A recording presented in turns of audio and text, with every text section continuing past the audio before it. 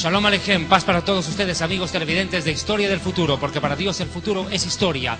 Les damos la más cordial bienvenida desde la República de El Salvador, más concretamente desde la ciudad de San Miguel, donde nos encontramos realizando una serie de conferencias en Centroamérica en este año que ha sido de gran bendición, donde hemos podido visitar Nicaragua, Honduras y obviamente la República Salvadoreña. Hermanos, el programa de esta oportunidad es de impacto, no se lo puede perder. Les invito a quedarse en Historia del Futuro, porque para Dios el futuro es historia. Reciba este fuerte aplauso de nuestros hermanos aquí en El Salvador.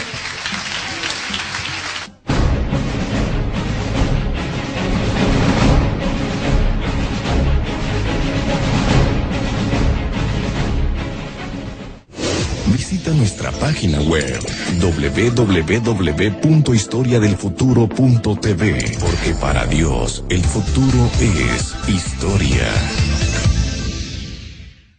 El tema de hoy, sin duda alguna, concita la atención de los grandes estudiosos de la profecía bíblica.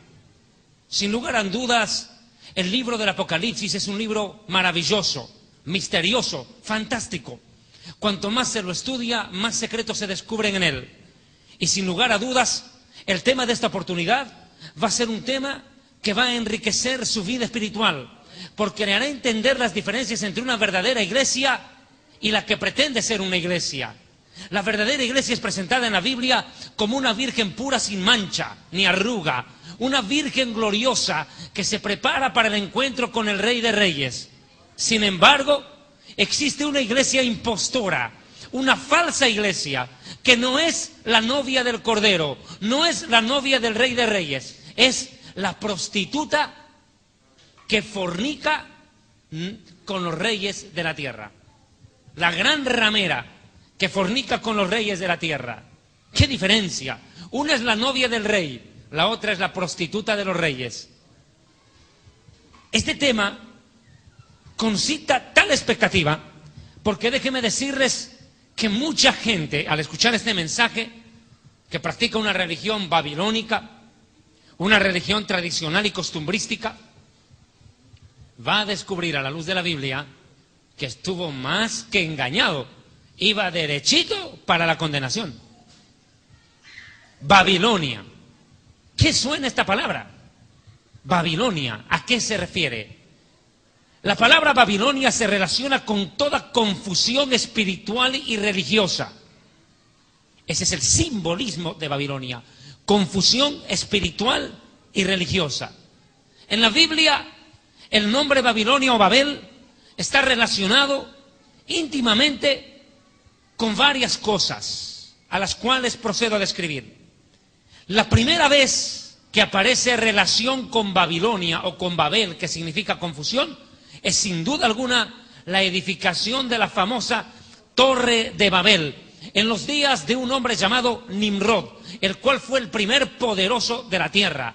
Este hombre sedujo a la humanidad, a la cual Dios le había dicho: llenad la tierra y sojuzgadla. La orden de Dios era poblar el mundo entero a lo ancho y a lo largo. Sin embargo, mis amigos, desgraciadamente, el ser humano escogió desobedecer a Dios. Y Nimrod sedujo a la humanidad para que en vez de llenar la tierra, todos se juntaran en un solo lugar y levantaran una torre para llegar al cielo, desobedeciendo al mandato de Dios de llenar la tierra y gobernarla. Este hombre rebelde fue llamado en la Escritura Nimrod. Procedo a leer Génesis capítulo 10, versículo 8. Cus engendró a Nimrod, quien llegó a ser el primer poderoso de la tierra. Este fue vigoroso cazador delante del Señor, así lo dice la Reina Valera. En el original dice en oposición a Dios, en contra de Dios. Cazador en contra de Dios. Por lo cual se dice, así como Nimrod, vigoroso cazador en contra del Señor. Y fue el comienzo de su reino Babel. Erech, Akkad y Cadne, en la tierra del Sinar, en el actual Irak, en el Medio Oriente, en la Mesopotamia. Y Génesis 11:2 dice: y aconteció que cuando salieron del oriente, hallaron una llanura en la tierra del Sinar y se establecieron allí. ¿Con qué propósito? Sencillamente, como el que ya le venía diciendo, edificar una ciudad y una torre. Veamos el pasaje en cuestión, continuemos leyendo esta descripción que nos hace la Biblia a continuación. Versículo 3. Y se establecieron unos a otros, se dijeron unos a otros, vamos, hagamos ladrillo y cosámoslo con fuego. Y les sirvió el ladrillo en lugar de piedra y el asfalto en lugar de mezcla.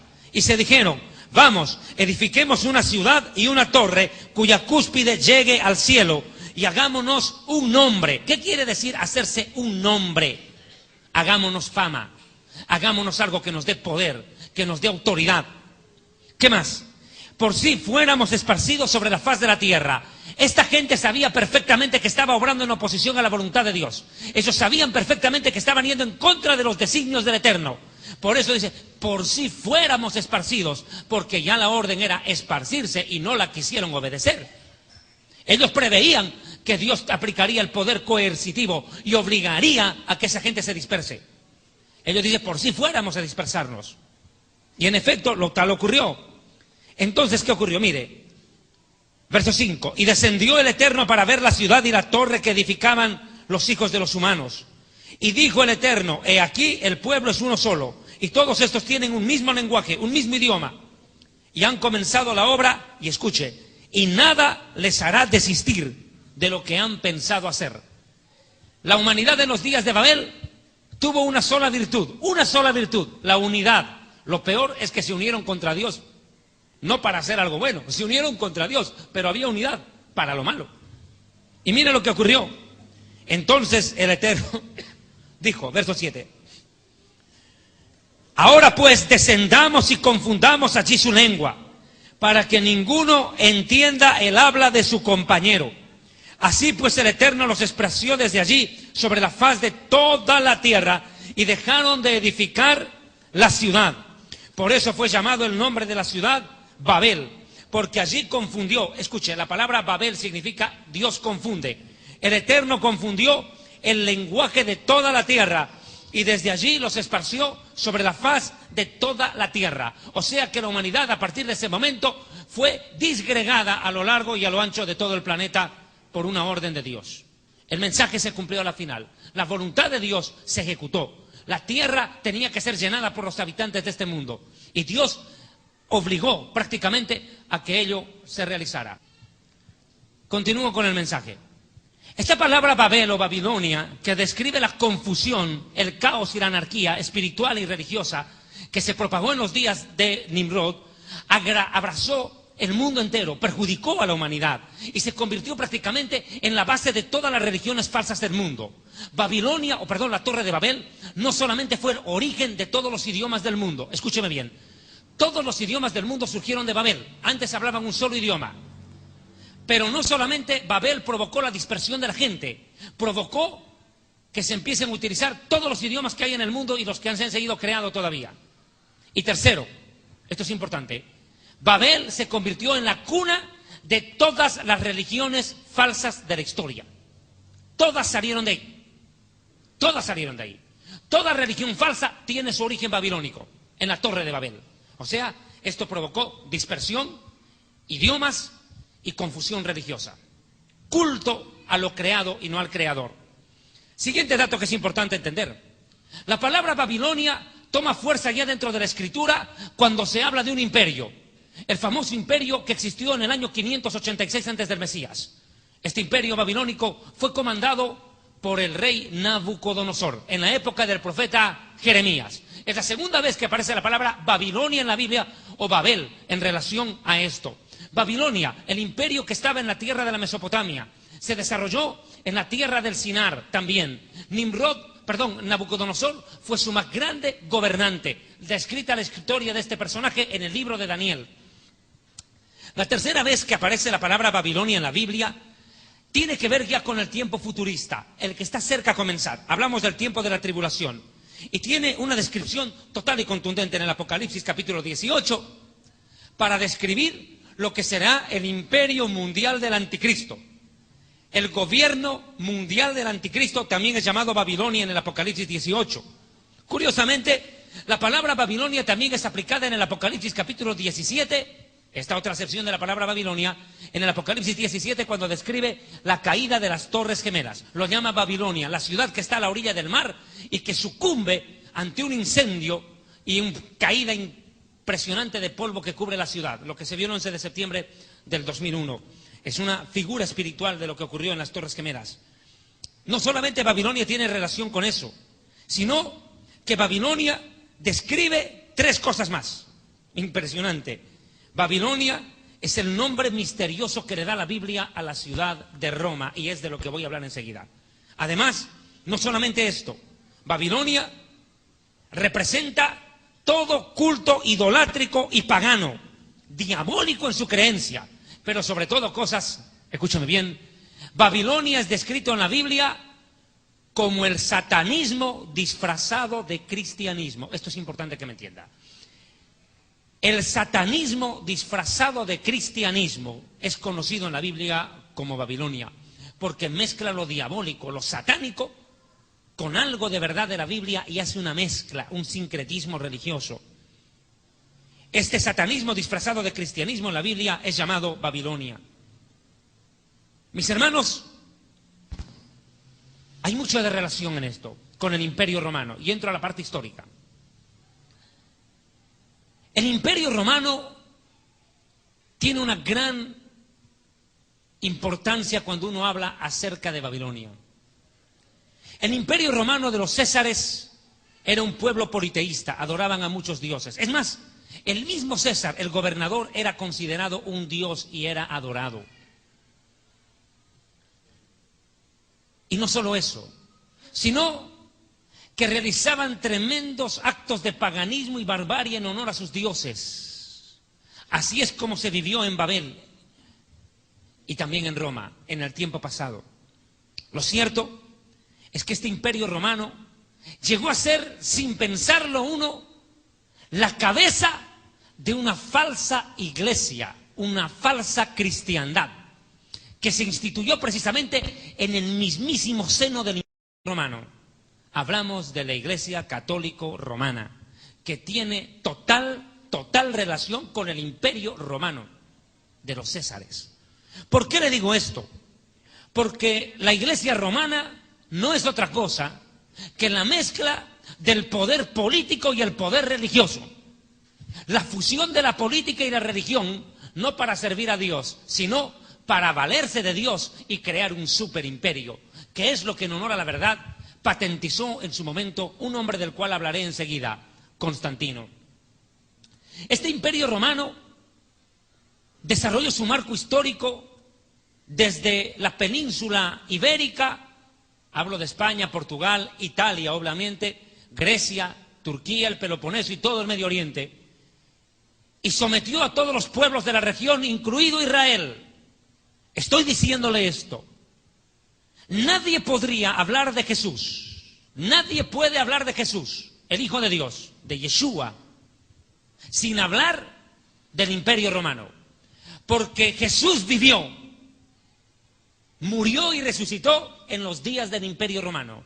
No se puede desligar la figura del Jesús bíblico y del Jesús histórico de la influencia del Imperio Romano. Es imposible desligar estas dos cosas.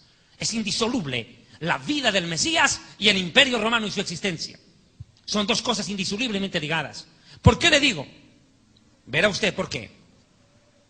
Jesús, Yeshua, el Mesías, nació durante el gobierno de un emperador romano llamado Augusto César. O sea, Augusto César era el emperador en los días en que Jesús nació. Él fue el primer emperador romano. Esto fue entre las épocas del año 27 antes de Cristo hasta el 14 después de Cristo. En ese tiempo, del 26 antes de Cristo al 14 después de Cristo, gobernó Roma Augusto. Pero Jesús murió y resucitó y ascendió a los cielos en la época de otro emperador romano, Tiberio César. Tiberio, que gobernó el Imperio Romano entre el año 14 y 37 después de Cristo. Tiberio. O sea que Jesús vivió en la época de Augusto César, murió y resucitó en la época de Tiberio el César. Y digo César, que es un título honorífico, no es nombre de persona. César no es nombre de una persona, es el título que se le daba a los gobernantes romanos. Era como decir el emperador. Pero no solamente esto. En ese tiempo Jesús funda la iglesia. Jesús no creó una religión, fundó la iglesia, que es muy distinto. La iglesia no es una organización. La iglesia son las personas que aman y viven para Dios. Hay que aclararlo. Siguiente detalle. Pero esa iglesia floreciente, esa iglesia naciente, no le fue fácil la situación. Porque el Imperio Romano era un imperio que ya tenía demasiadas religiones metidas dentro de sí mismo, enquistadas. Muchas religiones, era un pueblo politeísta. Adoraban muchos dioses, tenían muchas religiones. Y lo último que le podía pasar al Imperio Romano, lo último que le podía pasar, era que una nueva religión surja en el seno mismo del imperio.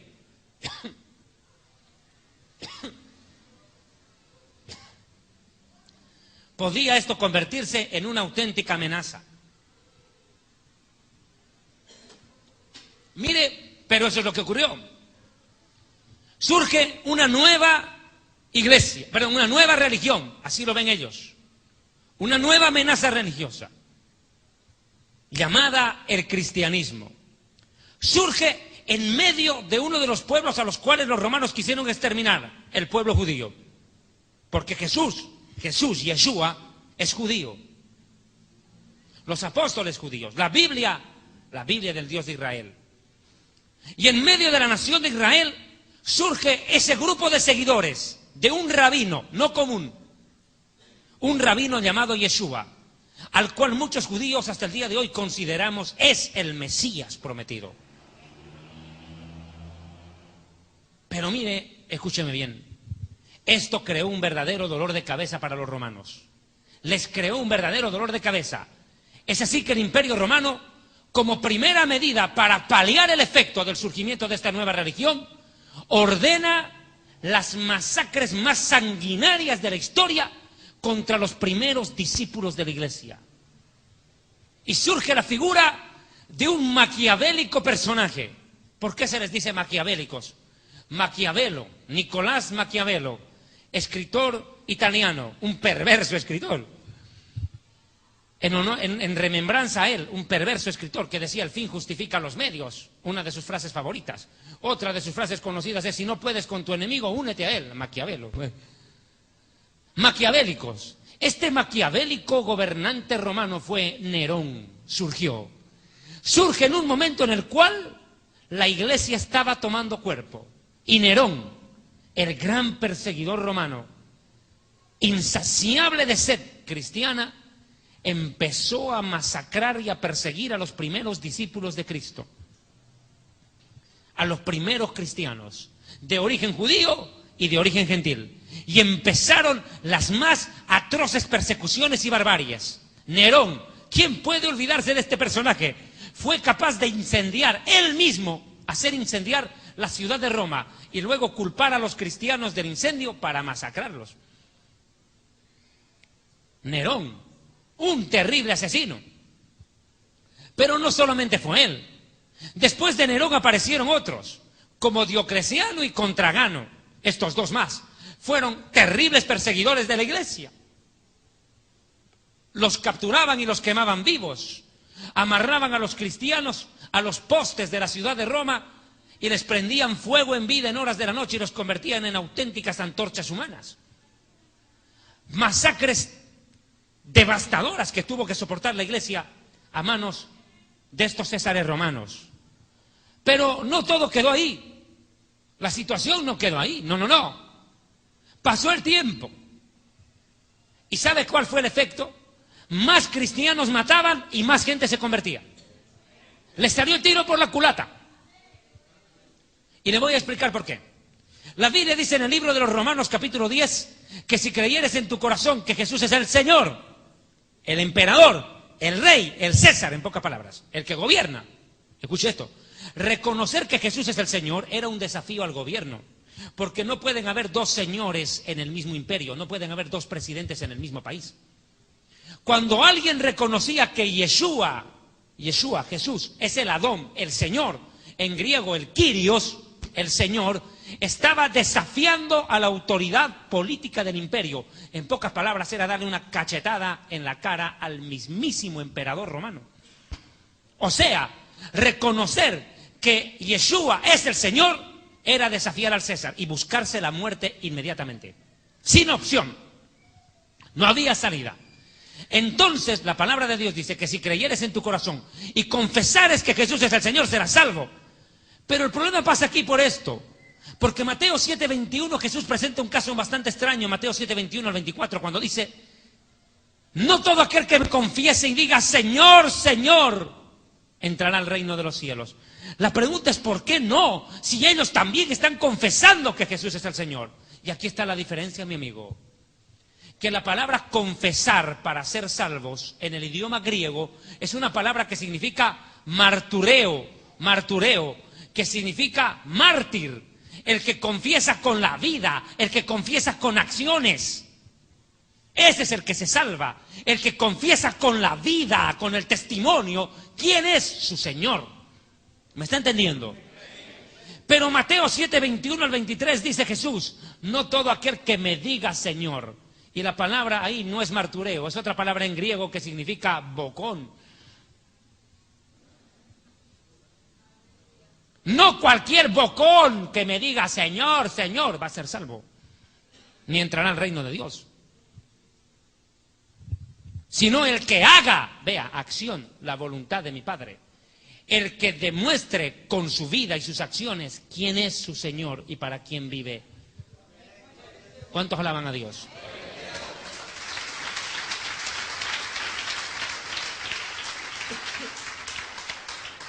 Pero no solo es ese detalle el que quiero mencionar. Voy al siguiente tópico. Nerón, el perverso Nerón que gobernó Roma entre el año 54 al 68 después de Cristo, persiguió a la iglesia. Pero luego apareció la figura de otro personaje. Enseguida lo vamos a ver en imagen. Su nombre, Constantino. Pero este hombre cambió la historia de Roma. Este hombre era un perseguidor de cristianos, un enemigo de la iglesia. Constantino persiguió y masacró a los cristianos durante mucho tiempo. Pero él vio el efecto político que tenía lo que voy a mencionar a continuación. Él dijo, mire, agarran a un cristiano, lo llevan al circo romano, lo amarran de pies y de manos y lo hacen arrodillar en medio de la arena del circo romano y le lanzan un león para que venga a devorárselo. El cristiano no grita pidiendo ayuda ni blasfema contra Dios, al contrario empieza a adorar y alabar. Bendice a Dios, grita a voz en cuello, Señor, no les tomes en cuenta este pecado, perdónalos, bendícelos. Y la gente que estaba escuchando y viendo a estos hombres en el circo romano, inmediatamente la gente quedaban, muchos de ellos, conmovidos ante la demostración de amor, de fe, de convicción de sus creencias. ¿Y sabe cuál era la actitud de la gente que quedaba ahí?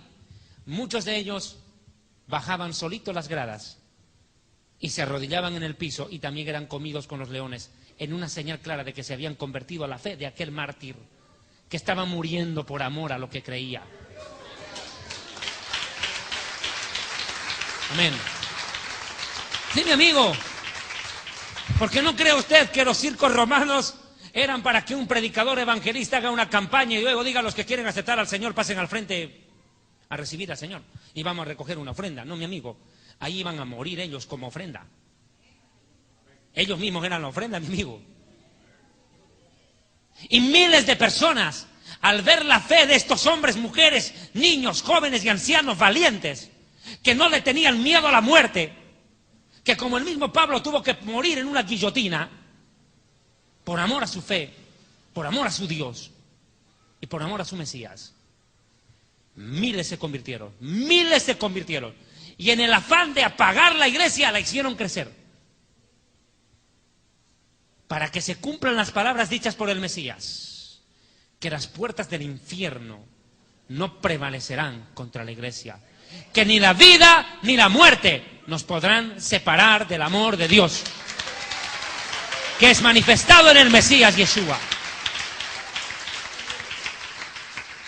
Mis hermanos, pero este personaje, aquí podemos ver las escenas del circo romano, ahí pueden ver ustedes una gráfica, los leones eran soltados y lanzados contra los cristianos y muchos de ellos morían abrazados,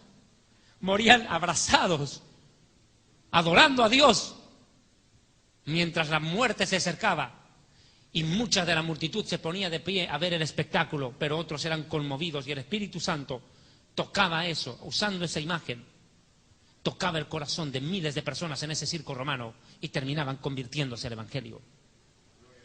Pero esto le creó un verdadero problema al emperador de aquel tiempo. Ya para ese entonces estaba gobernando Constantino. Constantino fue un perseguidor, pero cuando vio que la iglesia empezó a crecer y a tomar fuerza, dijo, no.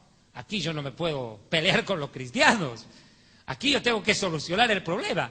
Y Constantino, habilidosamente, como un gran estratega político, un fantástico estadista, le brilló el ojo y se le iluminó el cerebro. Y Constantino dijo, no. Yo no puedo permitir que surja una nueva iglesia, una nueva religión, una nueva creencia, o llámese lo que se llame, que desafíe mi imperio, me lo divida en el imperio y yo me quedé fregado aquí, arruinado. Yo no lo voy a consentir. Lo que yo voy a hacer es otra cosa, dijo Constantino. Voy a dejar de perseguirlos. Es más, me voy a convertir a ellos. Y eso que parecía ser la solución fue la desgracia de la iglesia. ¿Sabe por qué? Escuche por qué. Escuche. Porque Constantino, de la noche a la mañana, ¿puede creer? De la noche a la mañana, dejó de perseguir y matar cristianos y dijo, ahora el que no se convierta al cristianismo muere. O sea, dejó de perseguir a los cristianos y empezó a perseguir a los otros, en nombre del cristianismo. ¿Y cuál fue el resultado? Que el imperio romano en su totalidad prácticamente se convirtió al cristianismo, pero no a un verdadero cristianismo. No aquel cristianismo que nace en el corazón nacido de nuevo cuando uno acepta a Jesús como su Señor y Salvador. No en ese cristianismo que nace en el corazón cuando el Espíritu Santo redarguye de pecado, justicia y juicio. No, mi amigo, este cristianismo falso y mentiroso fue creado no por el Espíritu Santo ni por Dios, sino por un emperador ambicioso que no quería que el imperio se le divida. O sea que la gente se convierte al cristianismo en Roma por imposición, no por conversión del Espíritu Santo. No porque el Espíritu Santo le redarguyó de pecado, sino porque la gente tenía peligro y tenían miedo de morir. Ahora los perseguidores se habían convertido en perseguidos. Y es más, Constantino hace otra buena. Constantino dice, muy bien, ahora yo ya soy cristiano, me he bautizado, soy parte de la iglesia y ordeno que todos sean cristianos y el que no quiera convertirse muere, pero encima Constantino hace algo terrible, terrible. ¿Sabe qué hizo Constantino? Lo siguiente, yo, Constantino, en pocas palabras, dijo él, no solamente seré el gobernante del Imperio Romano, yo soy el líder de esta iglesia. Ay. O sea, que no solamente fusiona la religión con la política, sino que él agarra todo el poder y dice, todo esto es mío. El poder político ya lo era. Ahora, con esta nueva creación que hice, obligando a que todos se vuelvan cristianos, ustedes también me obedecen a mí. Yo soy líder religioso de ustedes y político de ustedes. Fusiona la religión y la política y crea lo que se vino a llamar en la historia el Sacrosanto Imperio Romano. Una obra de hombre, no del Espíritu Santo. Creó una institución poderosísima que hasta el día de hoy sigue andando en la historia. Y tiene su centro en Roma, en el Vaticano. Constantino entonces se convierte ya no solo en el líder político del imperio, no, ahora Constantino se convirtió en el líder religioso de una supuesta iglesia cristiana, de la supuesta novia del Cordero. Y no hizo otra cosa que crear un verdadero monstruo llamado Iglesia Católica, Apostólica y Romana. Un monstruo. Y enseguida se va a dar cuenta por qué. Constantino. Y se inventaron luego la historia de la cual hablaré más adelante, de que Pedro había sido el primer papa. Bueno, desde ya le voy diciendo algo. Pedro se murió sin enterarse que lo nombraron papa. Ni se enteró. Porque Constantino apareció en el año 300 y Pedro murió antes del año 100. Ya había muerto. Pero esta iglesia falsa, esta ramera a la cual la Biblia describe de esas palabras, tiene un contexto teológico profundo, y es de lo cual estamos desarrollando este su programa, Historia del Futuro, porque para Dios el futuro es historia desde la República del Salvador acá en Centroamérica. Yo quiero invitarles a que ustedes tengan la amabilidad de ir al libro del Apocalipsis capítulo 17. Estudiaremos qué dice la Biblia sobre esta gran prostituta, gran ramera. Apocalipsis capítulo 17. Si usted desea, la página 219 del libro Historia del Futuro, donde por cierto aporto bastantes datos históricos que van a ser de gran importancia también en este mensaje. Vino entonces uno de los 7 ángeles que tenían las 7 copas y habló conmigo diciéndome: ven acá y te mostraré la sentencia contra la gran prostituta, contra la gran ramera, la que está sentada sobre muchas aguas, con la cual han fornicado los gobernantes, los reyes de la tierra, y los moradores de la tierra se han embriagado con el vino de su fornicación. ¿De quién habla? ¿Quién es esta mujer misteriosa que aparece en el Apocalipsis 17? Sin lugar a dudas, es una prostituta, pero de marca mayor. Una gran prostituta, la gran ramera. Lo dije al comenzar el mensaje. Pablo presenta en las epístolas a la iglesia como una virgen pura. Una iglesia gloriosa, sin mancha ni arruga, que se prepara para estar en las bodas del Cordero con el Rey. Para entrar a la casa del Rey. Es la novia del Rey. La verdadera iglesia es la novia del Rey. Pero esta es una prostituta que fornica con los reyes de este mundo, de la tierra. Y por eso no es casual, mi amigo, que esta gran ramera de la cual estamos viendo imágenes tenga algo característico. Notará usted por qué la Biblia dice que fornica con los reyes de la tierra. Usted vaya a la capital de la república suya, El Salvador, y verá en San Salvador que cerca al Palacio del Gobierno tiene que estar la catedral.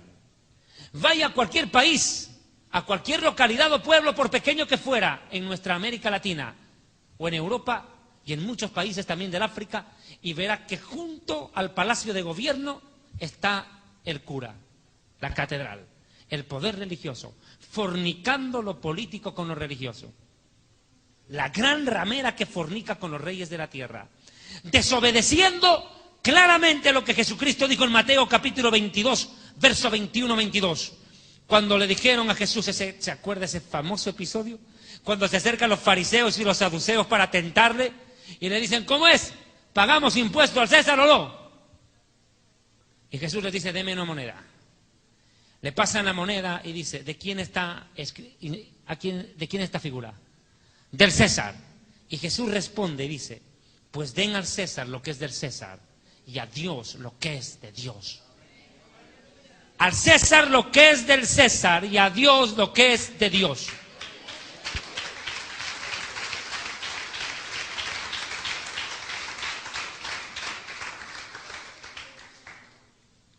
Pero claro, la iglesia romana, desobedeciendo la orden del Mesías, fornica lo político con lo religioso. Es que así comenzó. Constantino fusionó la política con la religión. ¿Qué puede esperar que hagan sus discípulos? Tienen que seguir haciéndolo. Siguen la misma línea, la misma corriente. Y aquí aprovecho de hacer un paréntesis. Cuando llegan las elecciones para presidente, alcalde o lo que sea, se ha vuelto común hoy y corriente que muchos pastores evangélicos dejen de ministrar en las iglesias y se lancen de candidatos para la presidencia, para la alcaldía o lo que sea. Yo quiero darle un consejo a usted, amigo televidente. Cuando lleguen las elecciones y usted tenga que ir a una votación y tenga que elegir entre un pastor evangélico que abandona a Dios, el rebaño y la iglesia para meterse de político y elegir entre él y un vagabundo drogadicto, no lo dude, vote por el drogadicto. No lo dude. ¿Sabe por qué? Por lo menos sabrá a lo que se atiene. ¿Por qué le digo esto? Porque si el predicador es capaz de decirle no a Dios y a los asuntos del reino de Dios para atender los asuntos de los hombres, imagínese lo que hará con el pobre Estado, lo va a acabar. Si a la iglesia le roba, imagínese al Estado. Por eso dice la Biblia, que ninguno que milita en las cosas de Dios se enreda en las cosas de este mundo. No lo digo yo, lo dice la Biblia, amigo. Sí, señor. Un ministro de Dios debe ser eso hasta el día de su muerte. Es un ministro de Dios. Y escúcheme bien. Tener una iglesia con 15 miembros en la punta de un cerro es más honorable que gobernar un país desde un palacio de gobierno, mi amigo. ¿Sabe por qué? Porque el presidente gobierna por unos años a los hombres. En cambio, el que sirve a Dios vive para reinar con él. Muy diferente.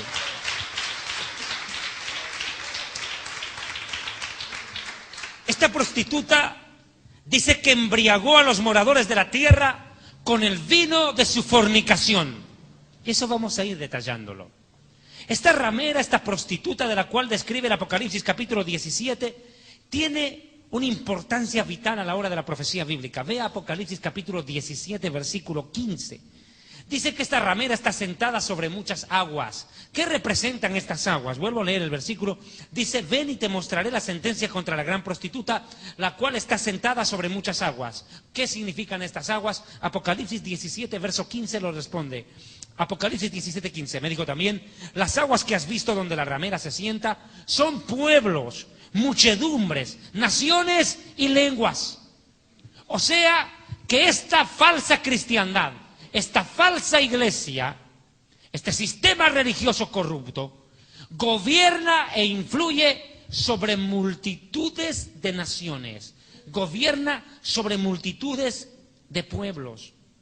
Pero otro detalle, Apocalipsis 17, 18 complementa y dice, y la mujer que has visto, aquí vamos a ver una imagen del Vaticano, la mujer que has visto es la gran ciudad que reina sobre los reyes de la tierra. Sin duda, es esta ciudad, el Vaticano, la ciudad de Roma, donde tiene su centro esta ciudad, el Vaticano, el estado más pequeño del mundo con su líder, el Papa. Imágenes antiguas de un Papa. Ahí pueden ustedes ver a Juan Pablo II cuando murió, el anterior líder romano. Pero esta ciudad es la que reina sobre los reyes de la tierra, influye espiritualmente sobre el mundo y lo arrastra a la idolatría, que es una de las más grandes abominaciones. ¿Sabe? Esta iglesia romana está sentada sobre la gran ciudad. Es la gran ciudad que reina sobre los reyes de la tierra. ¿Qué quiere decir esto? Que aún los presidentes del mundo están sometidos al reinado de ella. Por eso a mí me causa gracia cuando un pastor quiere ser presidente de un país. ¿Cómo piensa gobernar una nación si la condición sine qua non es que se someta a la autoridad papal? Imposible, mi amigo. La iglesia romana gobierna las naciones, les guste o no. Y todo presidente tiene que postrarse, besarle el anillo al Papa, someterse a la autoridad religiosa del Vaticano. Esta reina, esta mujer que se cree reina, es una gran ciudad. Ahora mire, para demostrarle que es Roma, Apocalipsis 17, 9, la Biblia, continuamos acá. Enseguida vamos a ver imágenes de la ciudad de Roma. Apocalipsis 17, verso 9. Esto para la mente que tenga sabiduría. Si usted tiene el Espíritu Santo, tiene sabiduría. Perdido, mijo. Porque la Biblia dice cosas que ojo no vio, ni oído yo, ni han entrado a corazón humano, son las que Dios nos las revela a nosotros por el Espíritu Santo. Y si usted tiene el Espíritu Santo, tiene la sabiduría para entender lo que leeré en este momento. Dice, esto para la mente que tenga sabiduría. Las 7 cabezas son 7 montes sobre los cuales se sienta la mujer. 7 montes. Qué curioso. ¿Qué ciudad geográficamente está situada sobre 7 colinas? Sin duda, la ciudad de Roma. No hay duda. La ciudad de Roma, capital de Italia, está sentada sobre 7 colinas. Es más, su primer nombre en la historia no fue Roma, no se la llamaba Roma. La primera vez que se le colocó nombre a esa ciudad fue Septimontum, en latín, que significa las 7 colinas, los 7 montes. Luego cambió de nombre y se la llamó Romiti, que significa fortaleza, poderosa, invencible. Eso significa Romiti. Y luego vino la famosa historia. Cuenta una fábula. ¿Qué historia? Esto es una fábula. Bueno. Cuenta una fábula que habían dos niños que quedaron huérfanos. Uno se llamaba Rómulo y el otro Remo. Dicen que estos dos niños quedaron huérfanos y una loba los amamantó y los hizo crecer. Esta loba amamantó a Rómulo y Remo, los cuales después fundaron Roma, o le pusieron el nombre Roma. Pero nada sería esto. Hemos dicho de que la ciudad de Roma está sentada sobre 7 colinas. ¿Cómo podemos demostrar esto? Sencillo, la historia y la geografía lo describen. La ciudad de Roma tiene 7 montes, y los 7 montes son estos. A continuación menciono, escuche. Monte Coeliano, Monte Esquilino, Monte Capitolino, Monte Palatino, Monte Quirinal, Monte Viminal y Monte Aventino. 7 montes. Lo más curioso es esto, que en la cúspide del Monte Aventino, existe un lugar que se llama hoy en día el Vaticano. La pregunta es, ¿qué significa la palabra Vaticano? Todo el mundo la escucha. Los periodistas hablan del Vaticano a cada momento. Este lugar, el Vaticano. ¿Qué significa la palabra Vaticano? Esto es lo más curioso. La palabra Vaticano proviene del latín vaticinio, que significa adivinación, hechicería o adivinar, vaticinar. El monte de la adivinación, el monte del vaticinio, el monte de la hechicería. Y le voy a dar otro dato más, escalofriante. Mucho antes que Jesucristo naciera, los romanos hacían cultos en ese lugar, adoraban a dioses paganos y celebraban la fiesta del dios Saturno, conocido la fiesta como la Saturnalia romana, que comenzaba el 18 de diciembre y terminaba el 25 de diciembre cuando nacía el dios Sol. O sea, mi amigo, ¿y sabe cómo celebraban? El 25 de diciembre hacían tremendas orgías debajo de árboles frondosos. El 25 de diciembre. ¿Y qué hizo Constantino con esa costumbre? La cristianizó. O sea, ya no es Baal, ya no es Saturno el que celebra cumpleaños el 25 de diciembre. Constantino dice, no, ahora ya no es Baal, ahora es Jesús el que nació ahí. Y el arbolito de Navidad ya no es para fornicar debajo de él, ya no. Ahora es para poner regalitos. ¿Qué hizo? Cristianizó, entre comillas, todas las fiestas de los pueblos paganos, para dar contentos a todos. Cuando Constantino une todas las religiones y las vuelve, entre comillas, cristianas, no lucha contra el paganismo, no lucha contra la idolatría, no, la cristianiza la idolatría. Si había un santo que se llamaba Mashimón, ahora lo llaman San Simón. Listo, se acabó. Y resuelto el problema, mataron 2 pájaros de un tiro. Eso es lo que hizo Constantino en la historia. Entre comillas, cristianizó las costumbres de los pueblos paganos. Y celebraban la fiesta de la Saturnalia romana, que comenzaba desde el 18 de diciembre y terminaba el 25 de diciembre con el solsticio o el nacimiento del dios Sol, el 25 de diciembre. Por eso lo digo claro, y que quede muy, muy claro lo que voy a decir. Ningún cristiano evangélico nacido de nuevo puede celebrar Navidad. El que lo haga no es un hijo de Dios, es un pagano idólatra. Es un pagano, nunca nació de nuevo, sigue tragando fábula. Y el pueblo perece por falta de conocimiento. Y ahora no puede decir que no conocía. Y si no le gusta estudiar, pues se arruina, mi amigo. Lo cierto es que Rómulo y Remo fueron los primeros reyes de Roma. Volviendo al tema. La ciudad de Roma está sentada sobre 7 colinas. Por eso es bien llamada en la historia Septimontum. Pero dentro de una de estas colinas no solamente está el Vaticano conlleva algo más. Enseguida vamos a ver la famosa Basílica de San Pedro, seguramente en imágenes. Mire, allí, en la cúspide del Monte Aventino, está el Vaticano. El centro de la fe católica. Pero el Vaticano, ¿qué es? ¿Es un barrio de Roma?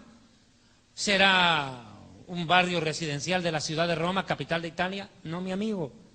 El Vaticano no es otra cosa que un Estado, un país con toda la organización política, social, económica que pueda tener cualquiera. Es un Estado en todo el sentido de la palabra. Es más, el Vaticano, esta es la Santa Sede, lo que se llama la Santa Sede para el mundo católico, la Basílica de San Pedro. Mire, el Vaticano es una nación, así en pocas palabras, es un país en todo el sentido de la palabra. Ahora escuche, ¿cuánto de extensión tiene el Vaticano? Escuche, 44 hectáreas. Es el país más pequeño del mundo. Y su presidente es Benedicto XVI. Y los ministros son los cardenales. El colegio cardenalicio. Son los ministros, los senadores, los congresistas, la crema innata del catolicismo. Es un país con un presidente, una figura visible. Es más, le voy a dar otro dato. El Vaticano no solamente es una organización política, mi amigo, es un imperio económico muy poderoso. Los bancos del mundo, los más poderosos, están en manos de ellos, no de los musulmanes, ni de los japoneses. Le voy a dar otro datito. El Vaticano tiene más dinero que Estados Unidos y toda la Unión Europea juntos. El Vaticano tiene el poder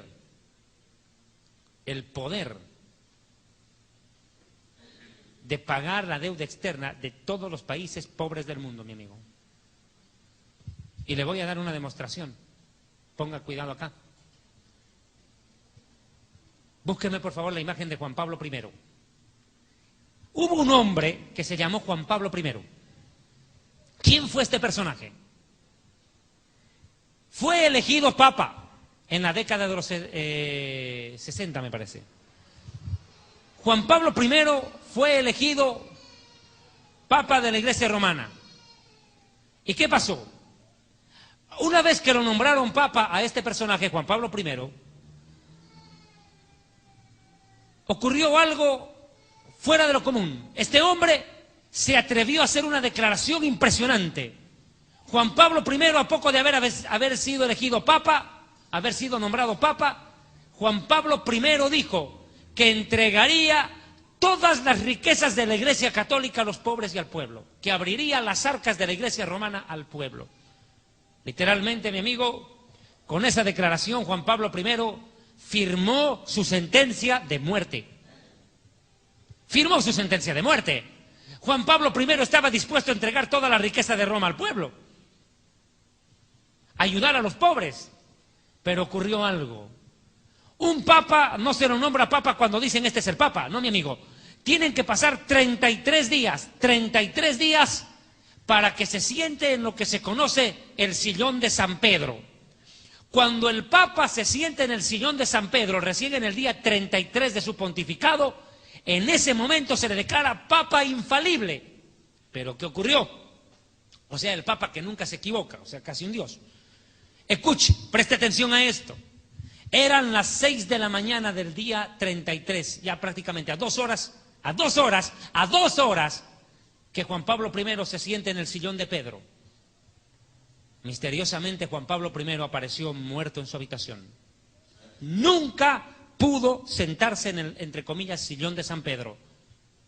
Y eligieron al toque a Juan Pablo II, el papa más idólatra de la historia. ¿Y sabe por qué lo digo? Porque fue el papa que más santos canonizó en la historia.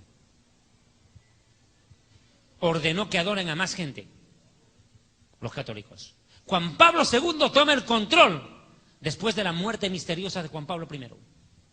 Pero nada sería esto. La Iglesia Católica no solamente que es un imperio, es un gobierno, es un Estado, con todo el sentido de la palabra. Es un imperio. Ahora voy a hablar acerca del Vaticano como imperio. La Ciudad del Vaticano es un país independiente, el más pequeño del mundo. Fue fundado en el año 1929 como Estado. Como Estado es reconocido a partir de 1929, cumpliendo así los términos del Tratado de Letrán y ratificados en la época del gobernador emperador italiano Benito Mussolini. Siguiente detalle. A partir de 1984 el Tratado de Letrán fue reemplazado por un nuevo concordato que, como su antecesor, reconocía la absoluta soberanía de la Santa Sede dentro del Estado de la Ciudad del Vaticano. Mis hermanos, a partir de ese mismo momento, el Vaticano se ha convertido en el Estado, en el país más poderoso del mundo. De eso téngalo por hecho. Ahora, esta ciudad, Roma y el Vaticano, que reina sobre los reyes de la tierra, es sin duda alguna la mujer de la cual describe el libro del Apocalipsis en su capítulo 17. Pero hay algo de detalle en este Apocalipsis que quiero mencionar. Vamos al Apocalipsis capítulo 18, versículo 3, por favor me acompaña. 18:3 de Apocalipsis, vamos. Dice, porque todas las naciones han bebido del vino del furor de su fornicación. Y los reyes de la tierra han fornicado con ella, y los mercaderes, los comerciantes de la tierra, se han enriquecido de la potencia de sus deleites. Una característica común de esta ramera es que utiliza vino y un cáliz de oro. Enseguida describo precisamente lo que es esta imagen. Mis hermanos, a esta mujer, a esta ramera, se la describe como una prostituta seductora que embriagó a los reyes de la tierra y sedujo a las naciones en pos de sí. Las emborrachó, las aturdió, les hizo perder el sentido, les hizo perder la razón y los extravió espiritualmente para que en vez de buscar a Dios terminen desviados en condenación. Esta ramera del Apocalipsis que sostiene un cáliz en la mano derecha, esta prostituta es el emblema de lo que estamos describiendo. Una gran ramera con un cáliz de oro en su mano derecha y dentro de ese cáliz sirve vino. Mire por favor, compruebe con Apocalipsis capítulo 17 versículo 4. ¿Me entiende por favor? Apocalipsis 17, 4, su Biblia. Y la mujer estaba vestida de púrpura y escarlata. Yo quiero pedirles a mis hermanos en Control Central, que están mandándome las imágenes, que busquen por favor imágenes de cardenales y de líderes religiosos en el Vaticano. Va a ver cómo visten de escarlata y púrpura. Los va a ver usted en imagen textual. Dice, mire, y esto ocurrió cuando murió Juan Pablo II. Usted va a ver ahí el desfile de cardenales y los otros de púrpura. Textual. Mire, y la mujer estaba vestida de púrpura y escarlata, adornada de oro, de piedras preciosas y de perlas. Qué curioso. Mientras millones de católicos no tienen ni para comer, la Iglesia romana ostenta los templos más lujosos y costosos. Muñecos de madera, de estuco, de fierro, de lo que sea, enchapados en oro, bañados en platino, en oro puro, bañados en oro, visten como reyes, viven como magnates. No es la imagen que necesito. Mire, esta mujer vestía de púrpura y escarlata. Solamente basta ver el colegio cardenalicio y van a ver ustedes cómo vestían estos sacerdotes. Y tenía en la mano un cáliz de oro lleno de abominaciones y de la inmundicia de su fornicación. Qué curioso. Pregunto, si es de que uno no está entendiendo el mensaje, ¿cuál es la religión que utiliza cáliz de oro con vino en su religión, en su rito? Más claro. Religión que utiliza cáliz de oro con vino en su religión, en su liturgia. No hay otra que la Iglesia romana. Utiliza el cáliz de oro. Pueden mandarme imágenes arriba, por favor, estén más atentos. Cáliz de oro lleno de las abominaciones, inmundicia y vino de fornicación. Apocalipsis 17:2. Con la cual han fornicado los reyes de la tierra y los moradores de la tierra se han embriagado con el vino de su fornicación. O sea que maneja un cáliz de oro en la mano derecha y carga vino. Literal, la Eucaristía. Ahí está, mire, textual, visten de escarlata, tal cual el Apocalipsis lo describe. Visten de escarlata, y si usted ve otra imagen, va a ver otros sacerdotes que visten de púrpura. Literal, enseguida vamos a ver la imagen, seguramente están preparándonos. Agradecemos a los hermanos que nos están cooperando desde el Control Central. Ahora mire, otro viste de púrpura y escarlata y utilizan, ¿verdad?, el cáliz de oro y embriagan con vino. ¿Tenemos una imagen más, por favor?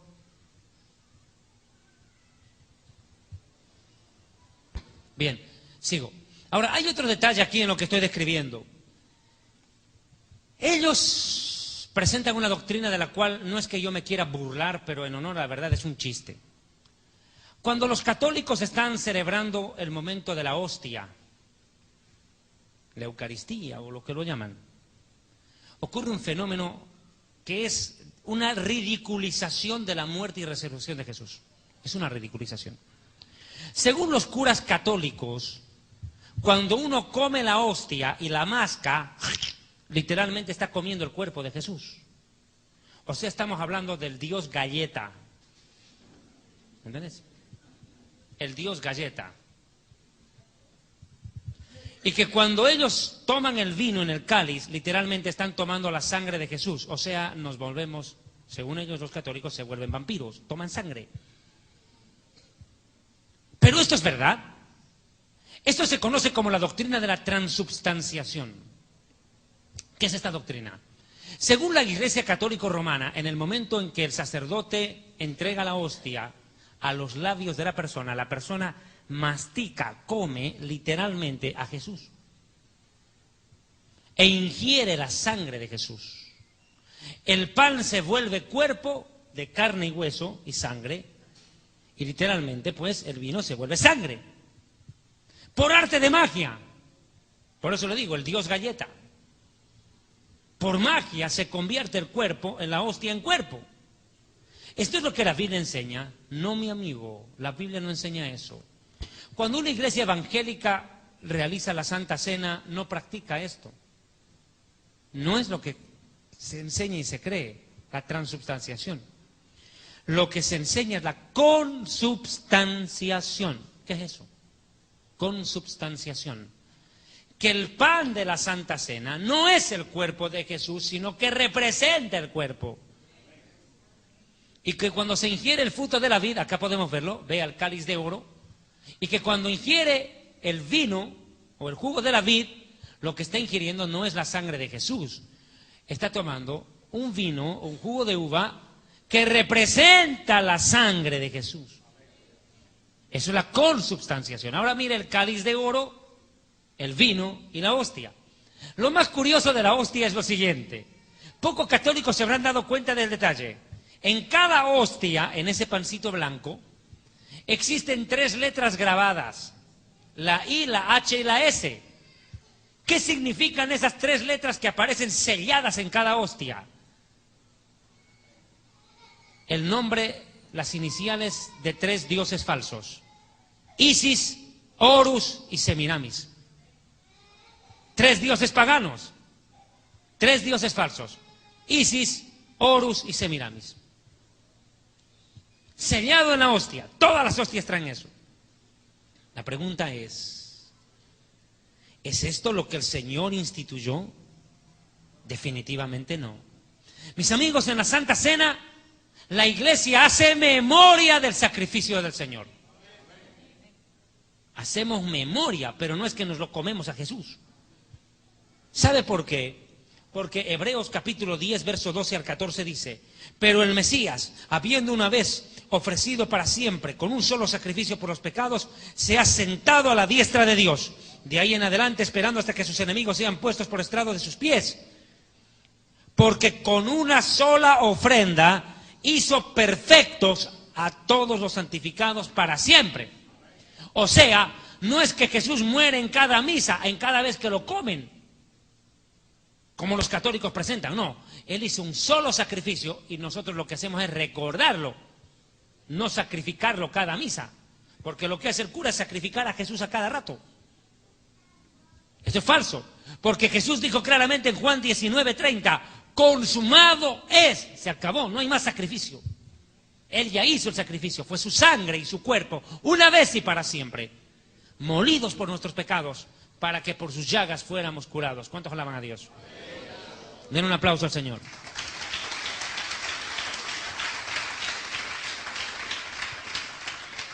Mi amigo, ellos quieren literalizar el texto de Juan capítulo 6, versículos 52 en adelante, cuando los judíos contendían entre sí diciendo, ¿cómo puede este darnos a comer su carne? Jesús les dijo, de cierto os digo, que si no coméis la carne del Hijo del Hombre y bebéis su sangre, no tenéis vida en vosotros. El que come mi carne y bebe mi sangre tiene vida eterna, y yo le resucitaré en el día postrero, porque mi carne es verdadera comida y mi sangre es verdadera bebida. El que come mi carne y bebe mi sangre, en mí permanece y yo en él.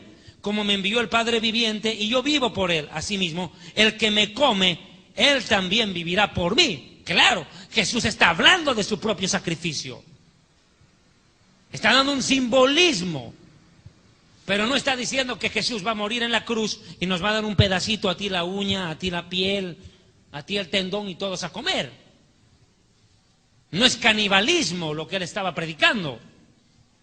Estaba dando una explicación alegórica a su muerte y resurrección, así como fue la del Cordero de la Pascua, que se comía el cuerpo asado del Cordero, asado, con vino, como en la Pascua judía. Pero ahora mire, aquí hay una descontextualización. Más fácil hablar portugués. Deliberada por parte de la Iglesia romana, tratando de justificar lo injustificable. Porque la Biblia nunca bajo ninguna circunstancia acepta la doctrina romana. Pues 1 Corintios capítulo 11, verso 23 al 26 dice: pues yo recibí del Señor lo que también os he enseñado, que el Señor Jesús, la noche que fue entregado, tomó pan y habiendo dado gracias lo partió y dijo: tomad y comed, este es mi cuerpo que por ustedes es partido. Haced esto en memoria de mí. Memoria, remembranza. Eso es lo que se está haciendo, memoria en la Santa Cena. No como presenta la Iglesia romana, que Jesús es sacrificado cada domingo en cada misa. Pero no solamente es esto lo que yo quiero describir de esta iglesia romana. Apocalipsis capítulo 17, versículo 5, podemos ir por favor avanzando. Y en su frente y en su nombre, un nombre escrito, un misterio. ¿Qué nombre tiene esta ramera? ¿Quién es para identificarla? Hemos dicho que está sentada sobre 7 montes, hemos dicho que gobierna sobre las aguas que representan muchedumbres de pueblos, es una ciudad que gobierna sobre los reyes de la tierra, pero tiene un detalle más. No solamente que lleva un cáliz de oro con vino, utilizado en sus ritos religiosos. Otra pista más que nos da, no solamente que viste de púrpura y escarlata. No, ahora nos da otro dato más. Para entender quién es esta misteriosa mujer. Lo dice en el verso 5. Y en su frente un nombre escrito, un misterio. Babilonia, que significa confusión.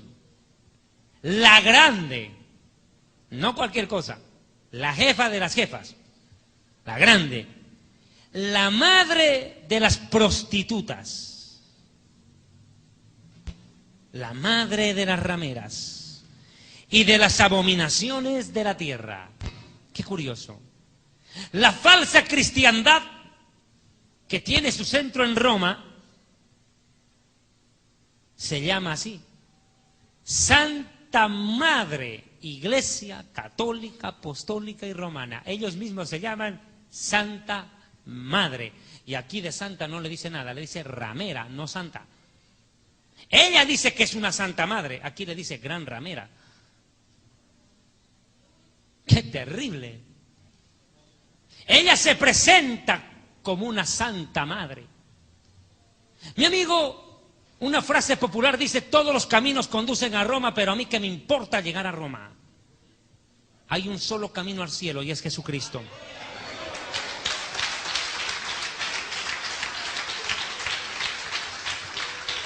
Él dijo: yo soy el camino y la verdad y la vida. Nadie viene al Padre sino por mí, sino por mí. Y todo aquel que a mí viene, yo no le echo fuera. Aprended de mí, que soy manso y humilde, y hallaréis descanso para vuestras almas. Venid a mí, los fatigados y cargados, que yo les haré descansar. Pero venid a mí, no a María, no a Pedro, no a Juan. Jesús dijo: venid a mí. A mí, a mí, a mí, dijo el Señor. A Él es al que hay que buscar, porque escrito está: puestos los ojos en Jesús, el autor y consumador de la fe. Los ojos en Jesús, no en María, no en Pedro, no en Juan. Y Lucas capítulo 1, verso 67, María, la Virgen, dice: mi alma se regocija en Dios, mi Salvador. Textual. María misma dice, mi Dios, mi Salvador. Ella no puede salvar a nadie, mi amigo. Falso. Ahora se inventaron los católicos romanos mentirosos. Dicen ellos, no, nosotros no adoramos a la Virgen María, solamente la veneramos. La palabra venerar viene del latín venerati. La palabra venerati viene desde el hebreo Hoshiana, Osana, que significa sálvanos ya. En pocas palabras, sí, los católicos le están pidiendo a María que les salve y están equivocados, porque no existe otro nombre debajo del cielo dado a los hombres en el cual podamos ser salvos. Solo Jesucristo salva, la Virgen no. Solo el Hijo de Dios, la Virgen no. Los católicos romanos tienen su centro en Roma y en el Vaticano. La partida de nacimiento de todo católico, nazca donde nazca, es remitida una copia hasta el Vaticano. O sea que todo católico tiene dos nacionalidades, por si no lo sepa. El católico salvadoreño tiene nacionalidad aquí y tiene nacionalidad en el Vaticano. Y su presidente es el Papa. Por si no lo sepa. Pero eso no es otra cosa que una imitación de lo que Dios ofrece en la Biblia a los creyentes. Porque nuestra ciudadanía no está en la tierra, no está en Roma, sino en el reino de los cielos. En el reino de los cielos. De donde también esperamos a nuestro Señor y Salvador Jesucristo. Nuestra ciudadanía, mi amigo, está en el cielo, no en la tierra. Porque en la casa de mi Padre muchas mansiones hay y la casa del Padre está arriba, no en Roma, ni siquiera en Jerusalén. Es más, si usted cree que Roma es la religión oficial, si usted cree que Roma es la ciudad santa, se equivocó, mi amigo, se equivocó. Porque cuando Jesucristo regrese, no regresará a Roma, regresará a Jerusalén. Y otro dato, la Biblia dice que la Jerusalén de arriba, dice Gálatas, la cual es libre, es madre de todos nosotros. Nuestra madre patria no es Roma, mi amigo, sino la nueva Jerusalén. ¿Cuántos alaban a Dios?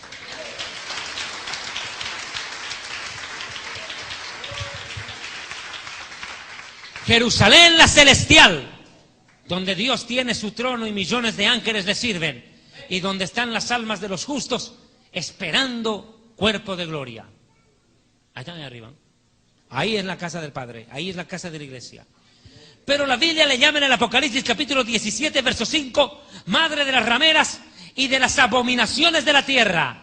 ¿Qué abominaciones comete esta iglesia?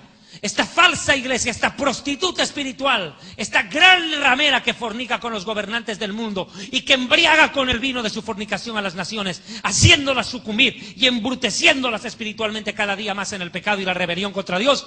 Sencillo, mi amigo. Una de las grandes abominaciones de Roma es presentar una falsa trinidad al mundo. ¿Cómo? Sí, señores. Roma tiene su propia trinidad. A su líder lo llaman Papa. Y la palabra Papa viene del arameo Abba, que significa papito, padre. Y se refiere a Dios. Y de acuerdo al Mateo capítulo 23, versículo 9, dice, a nadie llamaréis Papa, Abba, porque uno solo es vuestro Padre y está en el cielo. Mal entonces el líder de Roma puede arrogarse, usurpar el título de padre para sí mismo siendo humano. Es más, dice que nuestro espíritu clama, Abba, Padre. Dese cuenta, mi amigo, pero también aquí hay algo que quiero decirles a los evangélicos. Un 80% de los evangélicos ha prostituido su vocabulario espiritual. Hoy en día a su supuesto apóstol o a su pastor le llaman mi padre espiritual. ¿Desde cuándo el pastor es padre espiritual de alguien? Cuando la Biblia en el libro de los Hebreos dice que el padre de los espíritus es Dios, el cual nos disciplina mejor que nuestros padres terrenales. ¿De dónde sacan que un hombre puede ser padre espiritual cuando el padre de los luces, en quien no hay sombra de variación, es Dios? No podemos caer en semejante pecado de idolatría. O sea que antes le decían padrecito al cura y ahora le llaman padre espiritual al pastor. O sea, pues mi amigo, como dicen en mi pueblo, la misma chola con otra pollera. Es un ridículo. Caemos en lo mismo que criticamos.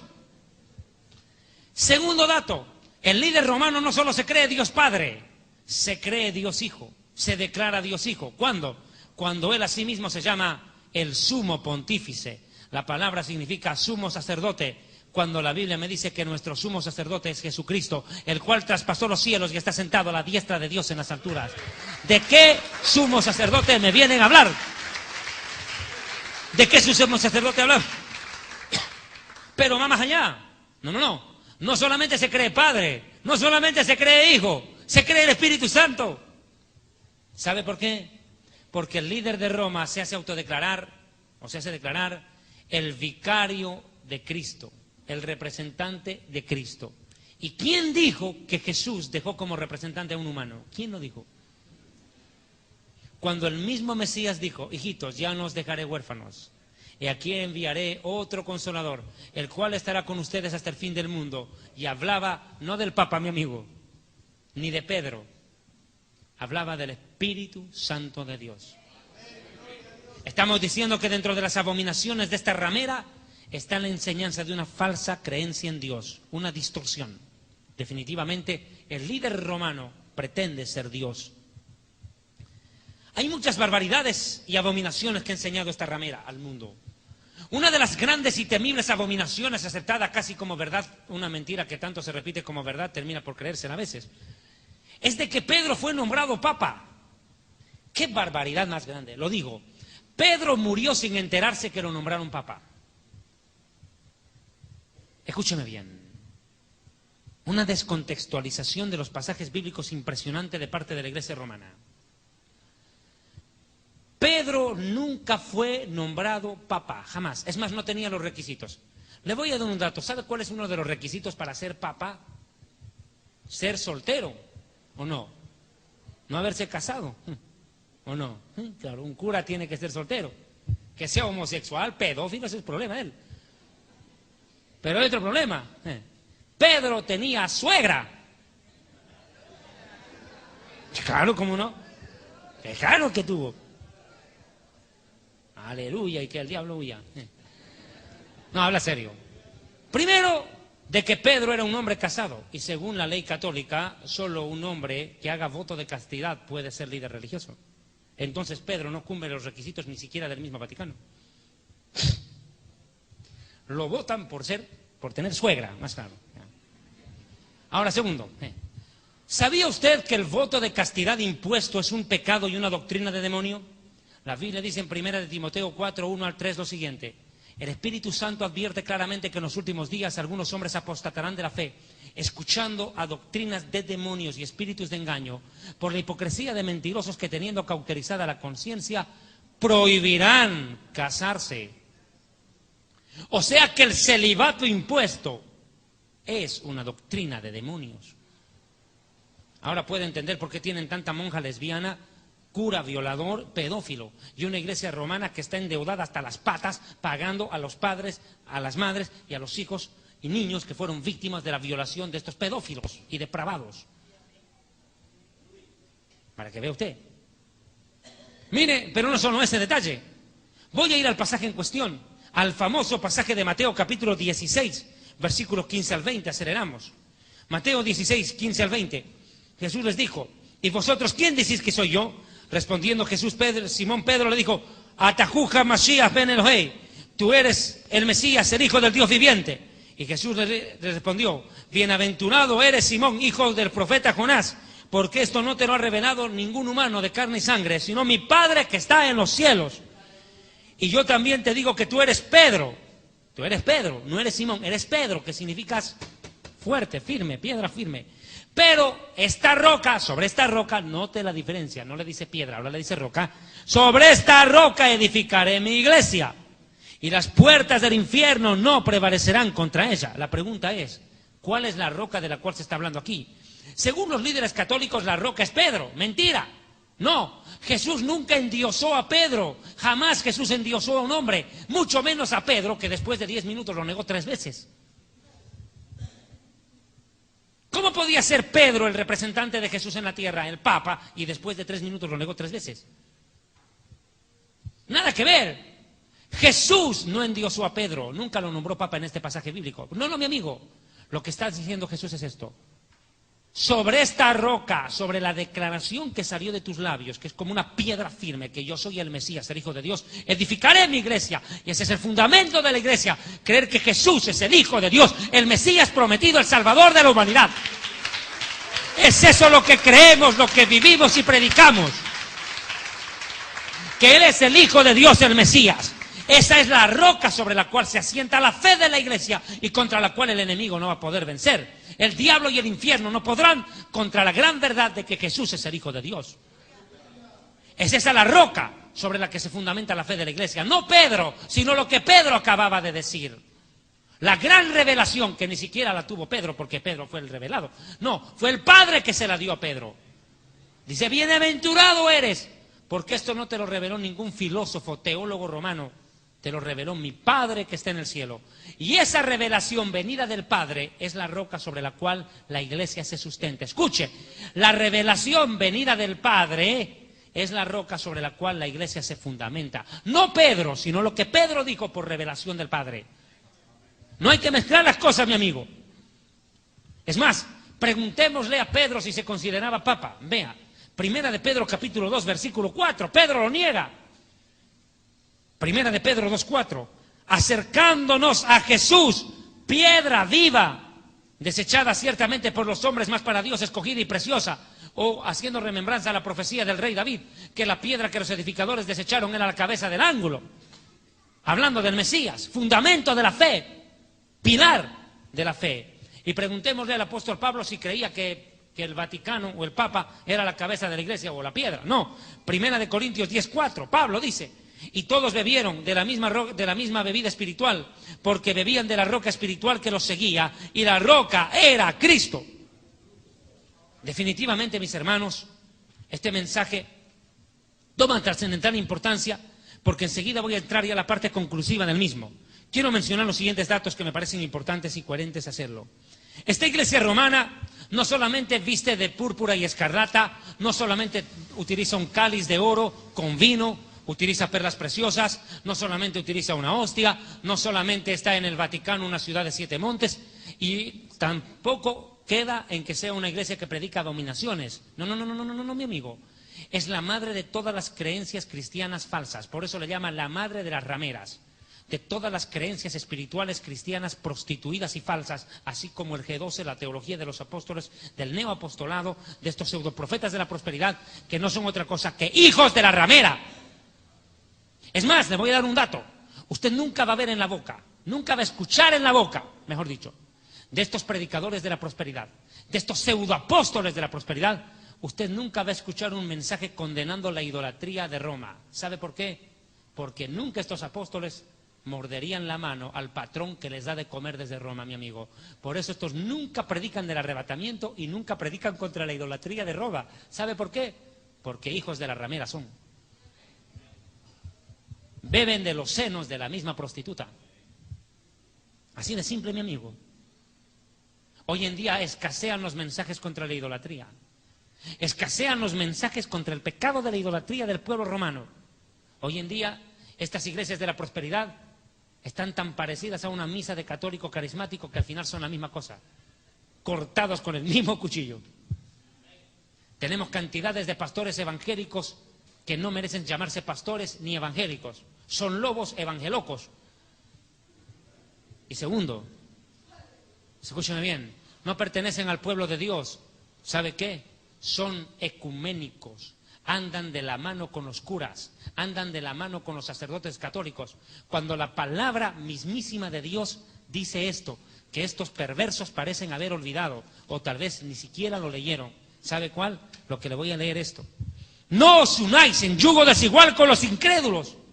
Porque ¿qué compañerismo tiene la justicia con la injusticia? ¿Qué comunión la luz con las tinieblas? ¿Qué concordia tiene Cristo con el diablo? ¿Qué parte tiene el creyente con el incrédulo? ¿Qué acuerdo hay entre Dios, el templo de Dios, y los ídolos? ¿Qué acuerdo hay? Y sin embargo usted puede ver hoy en día a pastores evangélicos, cantantes pseudocristianos evangélicos, agarrados de las manos en eventos con sacerdotes católicos, bailando y cantando al mismo son y la misma cumbia. En pocas palabras, son hijos de la ramera. No son parte del pueblo de Dios, son hijos de la ramera. En pocas palabras, decirles hijos de ramera es literal. Mire usted, ramera espiritual. Pero otra de las cosas por las cuales la iglesia romana será juzgada por Dios en el tiempo final de la historia es de lo que voy a mencionar a continuación. La iglesia romana no solamente surge con Constantino, poniendo fin a las persecuciones contra los cristianos, y convirtiendo al cristianismo a todo el imperio. No. Ahora ya no, mi amigo.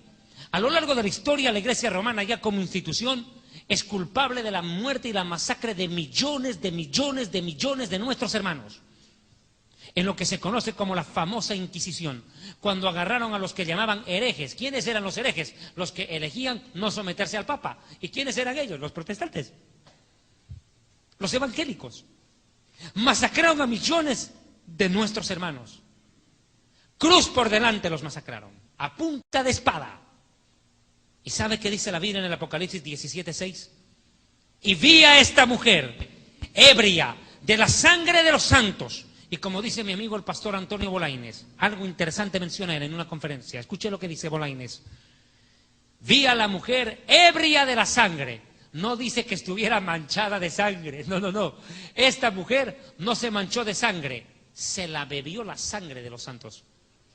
Se emborrachó. Ella embriagó con vino de fornicación a los reyes de la tierra y a las naciones. A las naciones y a los reyes les dio vino, pero ella se tomó la sangre de los santos. ¡Qué terrible! Cuando yo escuché predicar esto al doctor Bolaines me quedé estremecido. Ebria de la sangre de los santos y de la sangre de los mártires de Jesús. Y cuando la vi quedé asombrado con gran asombro. Apocalipsis 18:24. Y en ella se halló la sangre de los profetas y los santos y de los que han sido muertos en la tierra. ¿Sabe qué? Esta ramera, esta prostituta espiritual, esta satánica imagen del cristianismo, popularizada desde Roma, hoy en día sigue matando al pueblo de Dios. Tal vez no físicamente, aunque tal vez sí. Pero hoy en día, a través de sus agentes encubiertos, de líderes católicos, preparados deliberadamente y luego introducidos dentro de la iglesia evangélica como si fueran convertidos al evangelio, están destruyendo y minando la doctrina y la sana fe del pueblo de Dios. Déjeme decirle algo, hay miles de pastores evangélicos que nunca se convirtieron al evangelio. Fueron preparados en las aulas de las iglesias romanas para infiltrarse en iglesias evangélicas y prostituir el mensaje de la salvación y distorsionar. Una prueba, el G12. Nace en el seno mismo de la iglesia romana, infiltrada por un infiltrado, César Castellanos. Un auténtico católico, disfrazado de evangélico. Pero sigo con el tema. Pero llega la hora del juicio para esta ramera. Apocalipsis 18, 20 a 21. Alégrate sobre ella, cielo, y vosotros, santos apóstoles y profetas, porque Dios ha hecho justicia en ella. Y un ángel poderoso tomó una piedra, como una piedra de molino, y la arrojó en medio del mar, diciendo, con el mismo ímpetu será derribada Babilonia, la gran ciudad, y nunca más será encontrada. ¿Cuál es el fin de la ciudad de Roma? Desaparecer del mapa, mi amigo. En los días del anticristo ocurrirá esto. Escuche. La iglesia romana en principio se aliará con el anticristo, pero luego el anticristo incendiará Roma, de acuerdo a las profecías de la Biblia. Apocalipsis capítulo 17, versículos 7 y 8 dice, y me dijo el ángel, ¿por qué te asombras? Yo te diré el misterio de la mujer, la ramera, y de la bestia, el anticristo que la trae, la cual tiene 7 cabezas y 10 cuernos. Los 10 cuernos son los 10 gobernantes que apoyarán al anticristo. Los 10 cuernos son los 10 gobernantes que ayudan al anticristo. Vea, que se alían. La mujer viene sobre la bestia. ¿Qué quiere decir? Que la iglesia católica y el sistema religioso corrupto que profesa se va a parapetar sobre el anticristo en principio. Van a hacer una alianza los dos. El poder del anticristo y la iglesia romana se van a fusionar. Como siempre, prostituyéndose con los reyes de la tierra. Y va a querer prostituirse con el mismo anticristo, pero le va a salir el tiro por la culata. Mire por qué. La bestia que has visto era y no es, y está para subir del abismo e ir a la perdición. Habla del anticristo. Y los moradores de la tierra, aquellos cuyos nombres no están inscritos en el libro de la vida desde la fundación del mundo, se asombrarán viendo a la bestia, el anticristo, que era, no es y será, el anticristo. Ahora mire, esta bestia, el anticristo, va a formar alianza con la ramera, se van a unir. Se van a unir. Vea, Apocalipsis 17:12. Y los 10 cuernos que han visto son 10 reyes que aún no han recibido reino. Van a gobernar en la época del anticristo. Pero por una hora recibirán autoridad como reyes juntamente con la bestia, el anticristo. Estos tienen un mismo propósito. Entregarán su poder y autoridad a la bestia. O sea que los 10 líderes políticos del mundo se unen al anticristo y el anticristo está unido a Roma. Unido a Roma. Pero luego estalla lo impensado. El anticristo cambia de posición, da un giro, 180 grados. Y el anticristo, escuche bien, ordenará que todas las religiones, creencias, filosofías y doctrinas desaparezcan de la tierra. Y que nadie rinda culto y honor a no ser que a él mismo. Y el anticristo ordenará que aún la iglesia católica, la mormona, testigos de Jehová, musulmanes, budistas o todos desaparezcan y todas se unan a adorarlo a él. Por eso dice la Biblia, y lo adoraron todos los moradores de la tierra, sin importar la religión. Todos lo adorarán. Escrito está, 2 de Tesalonicenses 2. Nadie os engañe, verso 3, en ninguna manera, porque no vendrá sin que antes venga la apostasía y se manifieste el hombre de pecado, el hijo de perdición, el anticristo, el cual se opone, mire, y se levanta contra todo lo que se llama Dios o es objeto de culto. ¿Y qué cosa es objeto de culto? La religión. Se opone a la religión. El anticristo va a anular todas las religiones, va a hacer desaparecer la religión de la faz de la tierra y va a crear una sola creencia, la cual lo adore a él. Dice, tanto que se siente en el templo de Dios haciéndose pasar por Dios. Mire, anulará a la iglesia romana. Pero ¿cómo va a acabar? Esto es lo más tremendo. Esto es lo más tremendo. El anticristo va a seducir a los políticos del mundo para destruir Roma. Impresionante. El anticristo será el verdugo de Roma. La ramera del Apocalipsis fornica con los gobernantes de la tierra desde que nació. Y va a fornicar con el último rey, el anticristo. Y ese la destruirá. Vea por favor Apocalipsis 17:16. Y los 10 cuernos que visten la bestia, los 10 líderes que apoyan al anticristo, estos aborrecerán a la ramera, van a odiar a la iglesia romana, y la dejarán desolada y desnuda, y devorarán sus carnes, y la quemarán con fuego. Porque Dios ha puesto en sus corazones ejecutar lo que Él quiso, ponerse de acuerdo y dar su reino a la bestia, hasta que se cumplan las palabras de Dios. O sea, van a incendiar, por favor, imagen acá, van a incendiar la ciudad de Roma. La van a incendiar Roma. Es más, lo complemento con Apocalipsis 18:9-10. Y los reyes de la tierra que han fornicado con ella y con ella han vivido en deleites, llorarán y harán lamentación sobre ella cuando vean el humo de su incendio, parándose lejos por el temor de su tormento, diciendo, ¡ay, ay de la gran ciudad de Babilonia! La ciudad fuerte, Romiti en latín, fuerte, poderosa. Porque en una hora vino tu juicio. Verso 17. Porque en una hora han sido consumidas por el fuego tantas riquezas. Vea usted, se incendia Roma. La pregunta es, ¿por qué Dios permite que Roma sea incendiada en esos días? Porque en aquellos días el pecado de Roma alcanzará hasta la presencia de Dios de tal manera que Dios acabará con esto. Apocalipsis capítulo 18, verso 4. Y oí una voz del cielo que decía, salid de en medio de ella, pueblo mío, para que no seáis partícipes de sus pecados, ni recibáis parte de sus plagas. Si usted es católico y usted ama a Dios, pero nunca leyó una Biblia, debe leer la Biblia y escapar de allí. Debe salir de allí. Ahora escuche, porque sus pecados han llegado hasta el cielo, y Dios se ha acordado de sus maldades. Dadle a ella como ella os ha dado, pagadle según sus obras. En el cáliz que ella preparó bebida, preparadle a ella el doble. Cuanto ella se ha glorificado y vivido en deleites, tanto dadle de tormento y llanto. Porque ella dice, yo estoy sentada como una reina, y no soy viuda, y no verá llanto. Pero en un solo día vendrán sus plagas, muerte, llanto, hambre, y será quemada por fuego. Porque poderoso es Dios que la juzga. Y otro ángel del cielo siguió diciendo, ha caído Babilonia, la gran ciudad. ¿Y sabe por qué? Porque se ha convertido en una guarida de demonios, albergue de todo espíritu inmundo. Mis amigos, cierro con 2 puntos que me parecen claves mencionar, por favor, en la parte final, ya para cerrar el mensaje. Quiero hacer diferencias claras y puntuales en lo siguiente. La verdadera iglesia es comparada con una virgen pura. Esta es una gran ramera. La verdadera iglesia está sujeta a Cristo, la otra es sujeta a Satanás. La verdadera iglesia pertenece al cielo, esta es terrenal y diabólica. La verdadera iglesia es adornada divinamente, la otra es satánicamente. La verdadera iglesia es preservada por Cristo en el arrebatamiento, la otra es destruida por el mismo anticristo. A una le espera la gloria, a otra la perdición eterna. La verdadera iglesia tiene un llamado celestial, en cambio esta persigue el poder terrenal político y las riquezas terrenales. La verdadera iglesia fue fundada por el Mesías, esta es una obra del diablo. Una es habitada por el Espíritu Santo y esta es una guarida de demonios. La verdadera iglesia tiene poder espiritual, la falsa poder político. La verdadera iglesia es perseguida, la otra es perseguidora. Y 2 puntos más, si me permite, por favor le pido, para cerrar. Quiero mencionar algunos puntos. Doctrinas falsas de la Iglesia Católica enseñadas a lo largo de la historia. Año 375. Comenzaron a adorar y a venerar ángeles. Año 394, por primera vez comienza la misa e inventan la doctrina de la transubstanciación. El cuerpo, el Jesús Gañeta, la hostia se vuelve cuerpo. Esa doctrina de la transubstanciación, falsa doctrina, comienza en el 394. Año 431, comienza la veneración y la adoración a la Virgen María. Pecado contra Dios, idolatría.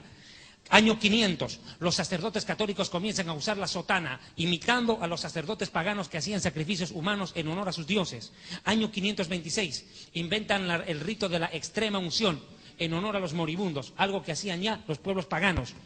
Año 593, el Papa Gregorio el Grande inventa la doctrina del purgatorio. Año 600, comienzan las oraciones a María. Año 607, obispo de Roma, Bonifacio III, se le otorga el título de Papa. Año 850, inventan la utilización del agua bendita para purificación del pecador, doctrina falsa. Año 1079, se inventa el celibato. 4 datos más para cerrar. Año 1090, inventaron el rosario, ritual pagano. Año 1184 comienza la Inquisición y la masacre de evangélicos y protestantes y judíos, masacre multitudinaria. Siguiente dato, año 1129, la Iglesia Católica prohíbe la lectura de la Biblia a los feligreses. Año 1545, María es aceptada. Año 1854, María declarada redentora de la humanidad, Madre de Dios. Doctrina falsa, porque María no es Madre de Dios, es la Madre de Jesús, el Hijo de Dios. Finalmente, año 1984, Juan Pablo II entregó el mundo en manos de la Virgen María. Ahora, ¿en manos de quién está él? Mis amados hermanos, este mensaje, Babilonia la gran ramera, es un mensaje que lo he desarrollado aquí, en la República del Salvador, en la ciudad de San Miguel, en la iglesia cristiana CRED, Cristo refugio en la tempestad. Espero que este mensaje sea de bendición para todos ustedes. Arrepiéntase, salga del catolicismo, escape de la idolatría y venga al Jesucristo vivo, que murió y resucitó para darle vida eterna. Dios le bendiga, buenas noches.